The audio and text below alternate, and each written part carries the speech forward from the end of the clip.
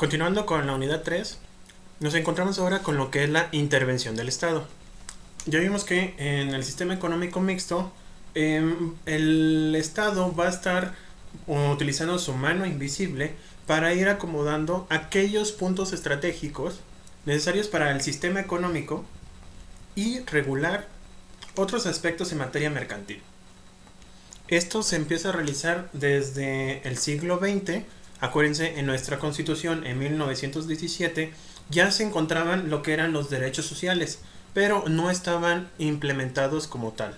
Asimismo, al momento de existir nuevas huelgas, como la de 1908, que da pie al Día de la Mujer, el Estado ya no puede estar estático y empieza a movilizarse.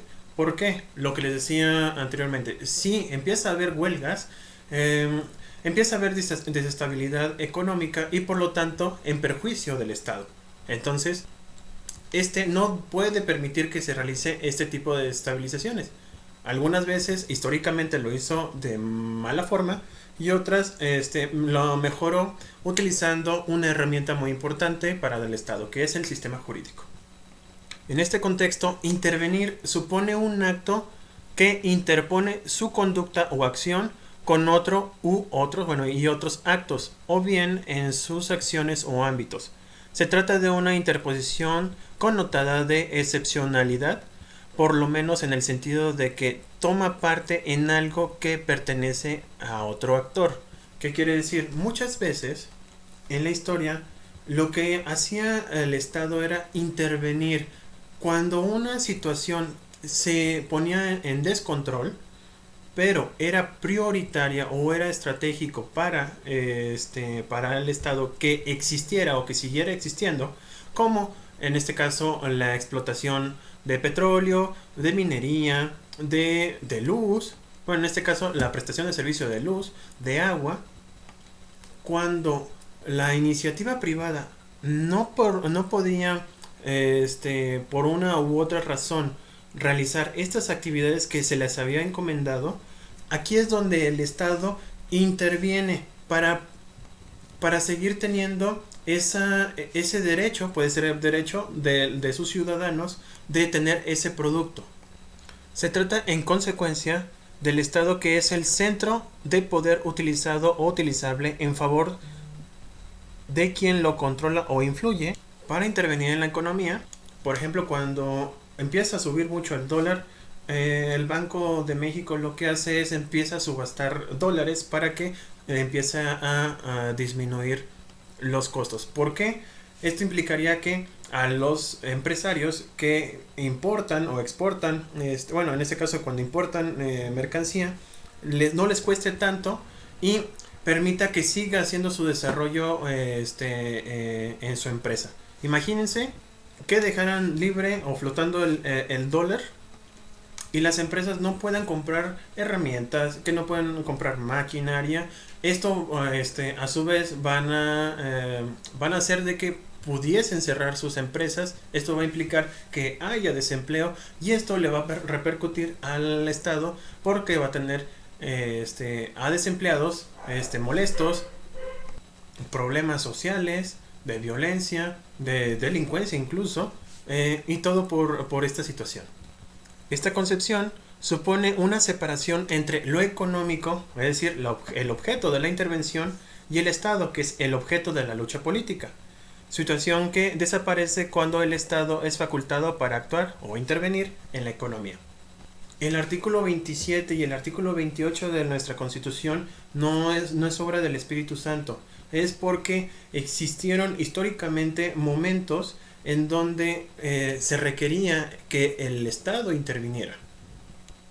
Es decir, si había latifundios o había haciendas, por ejemplo, ahorita no me acuerdo exactamente, pero había una hacienda que implicaba el terreno desde aquí a Aguascalientes hasta León, si mi memoria no me falla. Todo eso era dueño de una sola persona y no estaba siendo explotada o que produciera algún recurso. Había dueños, incluso por ejemplo en Chihuahua, de prácticamente todo el estado de Chihuahua. y por consiguiente el sometimiento de las personas que vivían alrededor o dentro del territorio ante esta persona.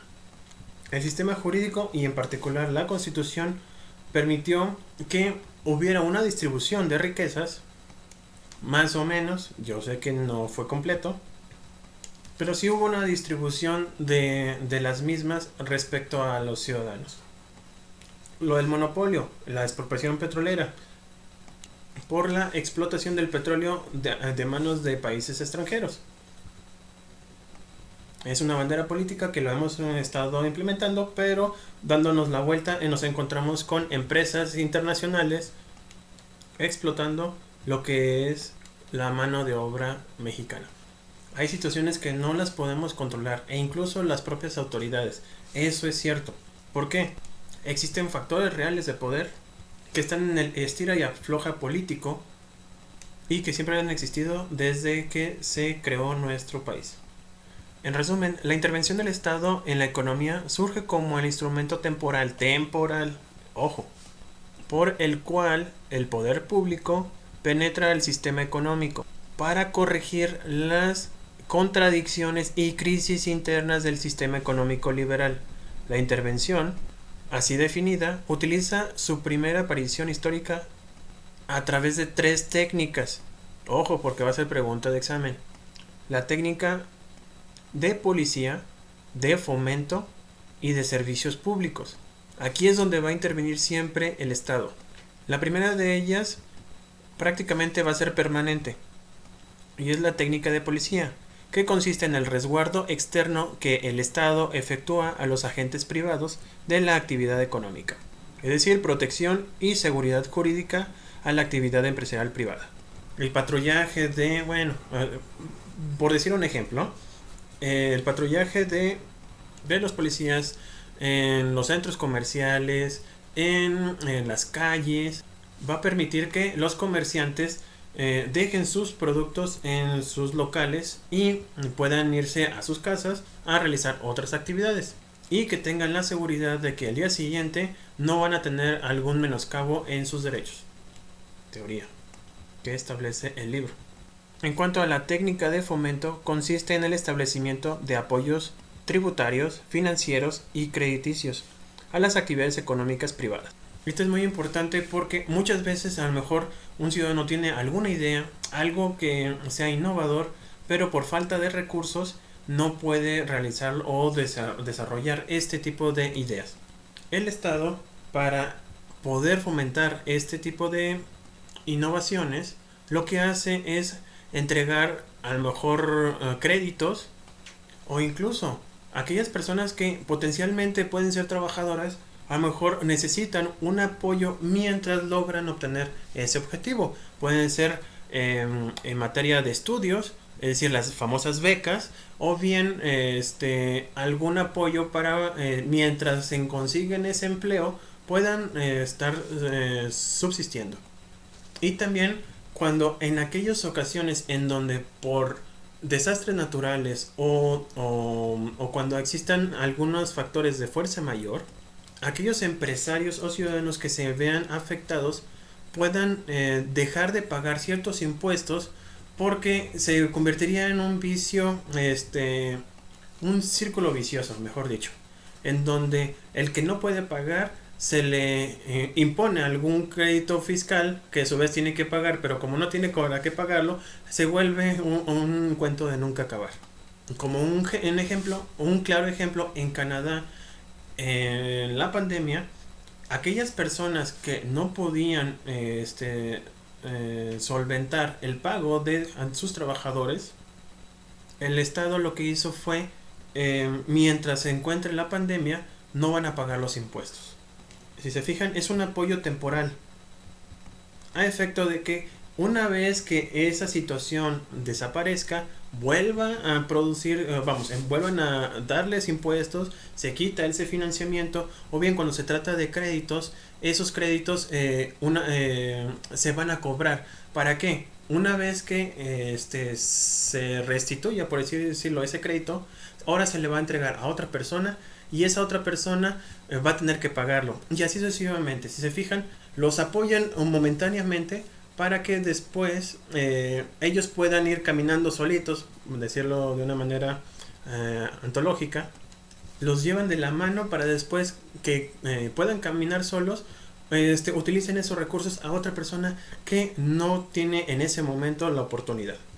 Y finalmente existe la técnica de servicio público, y es la que más utilizamos y es la que va también a ser, esa sí también es muy permanente, ya que por antonomasia el servicio público implica la existencia de un Estado. ¿Y qué va a ser? Son personas con alguna especialidad en alguna actividad administrativa que será de naturaleza no del sector privado, pero que implican su necesidad hacia la sociedad. La primera de ellas es de defensa, de administración, de justicia, de salud y de educación. En principio no interesan al sector privado, como bien dice ahí. No me imagino una escuela privada que no requiera colegiatura, o que un hospital no requiera el pago de las prestaciones por alguna emergencia o alguna operación. Esto de naturaleza que no interesa al sector privado, claro que sí le importa, y esto se lo puedo refutar al autor del libro. Actualmente, o prácticamente todos los sectores pueden ser de interés privado. E incluso la administración de justicia. Obviamente existen tribunales en donde se imparta la justicia. Para eso están los jueces, magistrados y ministros del Poder Judicial de la Federación. Pero también existe administración de justicia a través de mediación, a través de conciliación y arbitraje, que no requiere que haya una intervención directa del Estado. Pero, ahora bien, si bien hay un interés por parte del sector privado, es también una necesidad que por falta de dinero algunas personas no puedan pagar lo que es la salud o la educación. Y por ello el Estado es el encargado de que aquellas personas que necesitan educación y salud interviene para que se les administre dichas actividades. Ojo, la calidad, por ejemplo, aquí en México no va a ser la misma que la del sector privado. Y ojalá que este video se vea en 20 años y me calle. Pero nuestra realidad es esa. No puedo comparar la educación de aquí en México o por ejemplo en Canadá o en Austria, donde la capacitación y la educación es permanente. Aunque los impuestos son aproximadamente el 75% de los ingresos de esas personas. Lo ideal es de que teniendo una muy buena administración tengamos una muy buena educación pública que se pueda comparar con la de nivel privado, al igual que en el sector salud. Y como diría Forrest Gump, es todo lo que tengo que decir al respecto. En cuanto a las formas de intervención, existe la intervención directa, es decir, el Estado dirige la política económica a través de los instrumentos directos: política monetaria, fiscal, comercio exterior, empresas públicas. E indirectas: políticas salariales, de empleo, seguridad social, educación, ciencia y tecnología, etc. En cuanto a la intervención directa, la intervención participativa de ejecución por la cual el Estado es un objeto económico más que actúa y dirige actividades económicas. La explotación de petróleo es una actividad que hace directamente el Estado. La impartición de justicia lo hace directamente el Estado. ¿Cuántos impuestos se van a implementar por año? Es de intervención directa del Estado. Estas a su vez se dividen en dos: por participación en situación de competencia o por sustitución de actividad económica privada que se incorporan al sector público: petróleo, energía, telecomunicaciones, etc. Como no hay competencia como tal, si una sola empresa lo realizara, obviamente sería un monopolio, y los precios y estándares, como no existen o son nuevos en el estado, en el país, pudiera perjudicar al mercado. Por lo tanto, el Estado es quien interviene, ya sea participando en esa empresa al momento de llegar a México, o crea una nueva para que no exista un monopolio. El ejemplo en los años 90 sería Telmex. Se entrega a Carlos Slim, al grupo Carson, Y pero no solamente no se le entrega directamente, sino que tiene una intervención en una participación ya sea mínima y tiene cierto control en cuanto a las telecomunicaciones a través de normas jurídicas. Posteriormente, muy posteriormente, empieza a haber competencia con otras telefonías. Por ejemplo, cuando estaba Telcel, posteriormente, o en la primera compañía que llega a México, sería Telefónica Movistar. Empieza el grupo Pegaso. Yo me acuerdo que existía un teléfono que se llamaba Pegaso. Usacell, Unifón, y ya empieza a haber una variedad de empresas en las que los usuarios pueden elegir a cualquiera para obtener ese servicio. Pero cuando es nueva o es innovadora esa actividad, siempre tiene que haber otra empresa en la cual se pueda equilibrar los precios y posteriormente que no sea perjudicial para los clientes o en este caso de la ciudadanía en general. Finalmente, la intervención directa estatal requiere de diversos modos de gestión pública que se clasifican en directos e indirectos, ejecución de terceros bajo la dirección y fiscalización del Estado. Aquí puede ser un poquito confuso, pero dentro de la intervención del Estado puede ser de que el claro ejemplo es aquí Veolia, en donde si bien es una actividad prioritaria, estratégica del Estado, se lo puede conceder a lo mejor la dirección el servicio como tal a un tercero que es privado. No obstante eso, se encuentra regulada la forma en que se realizará toda la actividad de esta empresa. Y sería como si el propio Estado estuviera realizando la actividad. Los modos de gestión pública directa pueden ser también a su vez centralizados, departamentos administrativos o delegaciones de secretaría o ministerios, en otros países así se les denomina, o descentralizados como organismos descentralizados, fideicomisos públicos o sociedades anónimas estatales, que cumplen con una gestión instrumental generalmente de tipo económico y bajo directriz de la política económica del Estado. Para ello se establece lo que es la orientación, concentración y planeación como principios de la economía mixta dentro de la intervención del Estado. Y es que lo que les decía, al momento de que exista una intervención del Estado, tiene que ser temporal, no permanente como lo quieren hacer algunos políticos.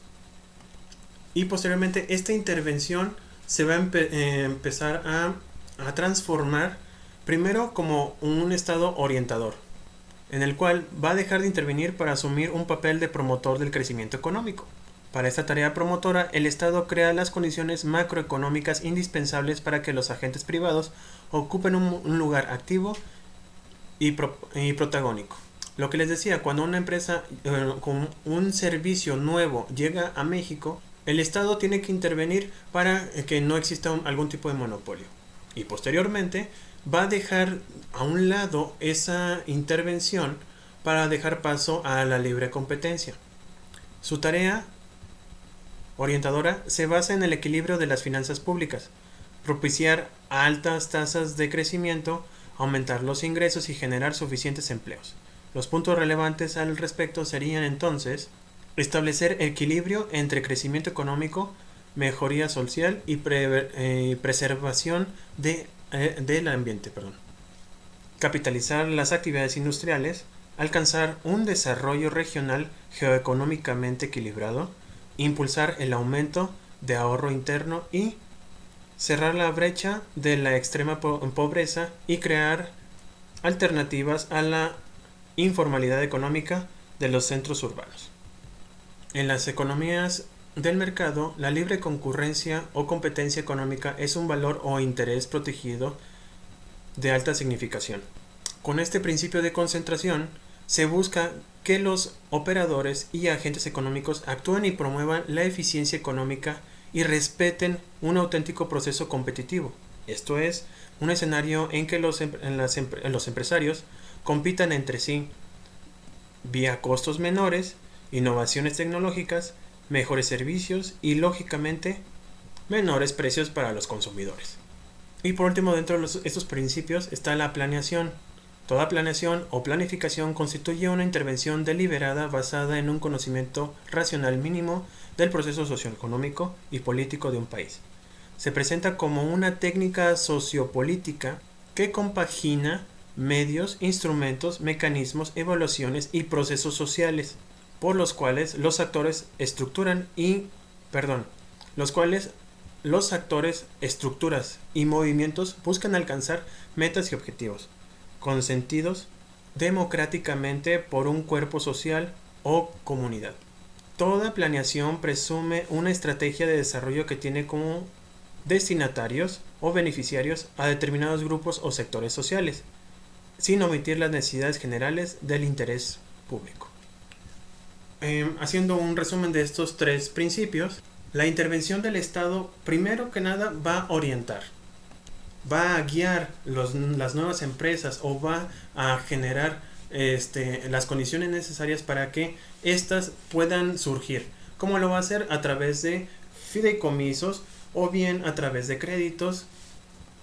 Y una vez que ya se encuentren establecidas estas empresas, ahora va a buscar que no haya concentración.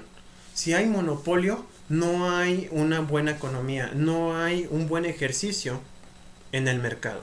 Hay una anécdota en Estados Unidos, en particular Bill Gates y Steve Jobs, en donde Steve Jobs está a punto de perder Apple, su empresa, y le pide prestado a Bill Gates.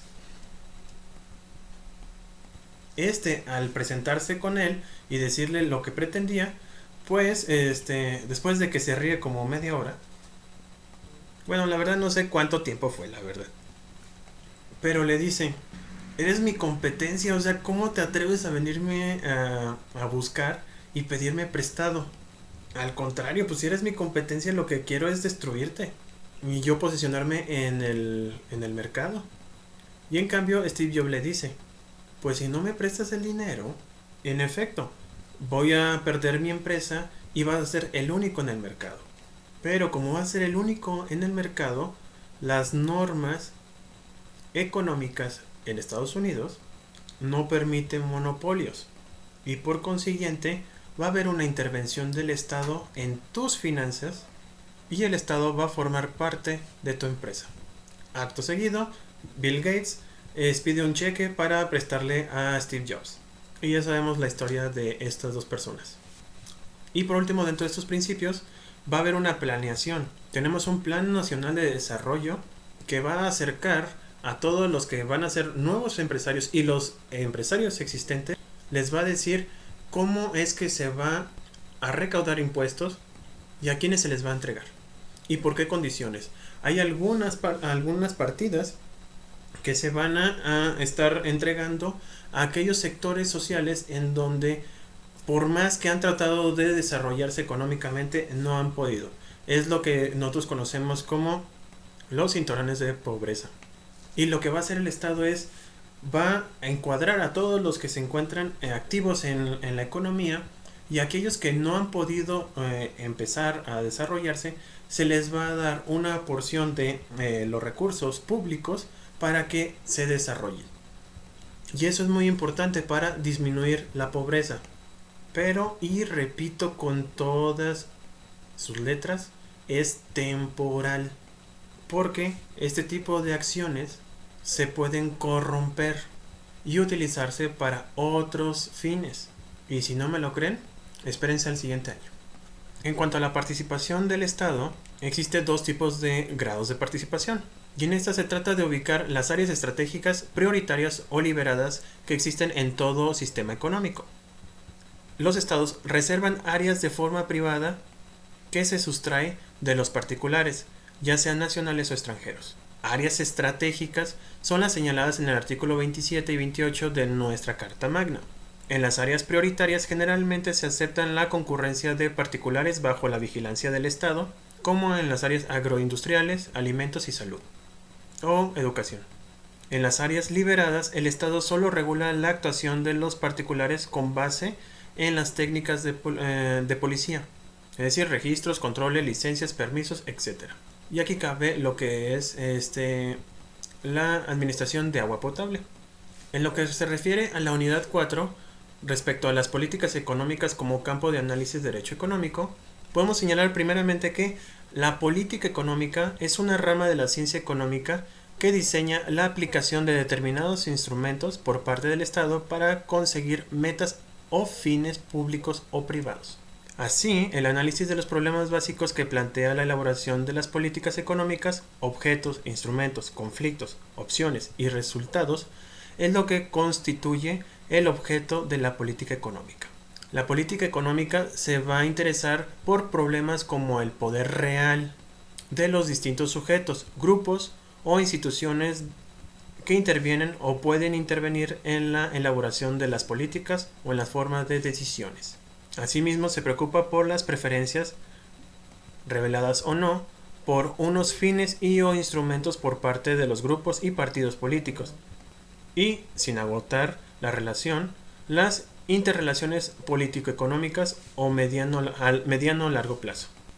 Nuestro autor plantea un ejemplo al respecto y nos dice que antes de Carlos Salinas de Gortari, la política correspondía al desarrollo interno del país, por lo que todas sus acciones iban enfocadas a que se desarrollaran todo tipo de materiales. Si se trataba caucho, tenía que ser mexicano. Lo de hecho en México es por algo, y es el logotipo que nos encontramos hasta el momento que refleja esa política. Es decir, eso lo que implicaba de que lo que está hecho en México está bien hecho, hacía ver a las personas que todo lo que fuera externo era malo o estaba mal hecho. Esa era la política, si se fijan, todo lo que va, todas las acciones del Estado van encaminadas a que la producción interna sea la prioridad y que todo lo que corresponda a comercio exterior no lo sea. Pasamos a 1888 con nuestro presidente, 1900, perdón, con Carlos Salinas de Gortari, en donde necesitaba la legitimidad de la ciudadanía y empieza a obtener una bandera que le llamaban Solidaridad, y despliega una nueva que es la del Tratado de Libre Comercio, en donde la política ahora implicaba la exportación de productos. Es decir, nosotros hicimos tan buenos productos que no puede quedarse solamente aquí en México, sino que tiene que exportarse hacia otros países y viceversa. También existen otros países que son buenos con nosotros y que gracias a eso nosotros podemos tener ciertas tecnologías que anteriormente no teníamos.